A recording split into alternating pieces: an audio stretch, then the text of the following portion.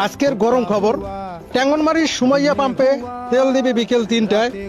তার আগেই হাজার খানিকের মতো গাড়ি পাম্পে দাঁড় করিয়ে রেখেছে এই রোদের মধ্যে।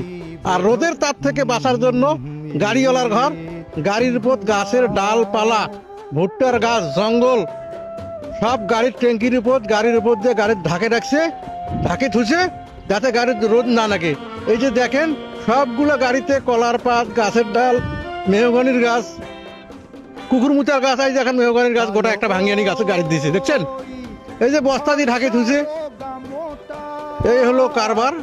যুদ্ধ মনে হয় শুধু ইরান ইসরায়েলি শুরু হয় নাই, যুদ্ধ বাংলাদেশে তো শুরু হয়েছে। এই দেখেন বাংলাদেশে যুদ্ধ হয়েছে তেল নিয়ে, আর ইরাক ইরানি যুদ্ধ হয়েছে ওদের দেশ নিয়ে, কার দেশ কায় দখল করে। আর আমাদের দেশে যুদ্ধ হচ্ছে তেল নিয়ে, কার আগত কায় তেল নিবার পায় আর কার আগত কায় পাম্পত গাড়ি ঢুকি দেওয়ার পায়। এই যে দেখেন গাছের ডালপালা, এই যে জঙ্গল, রাস্তা।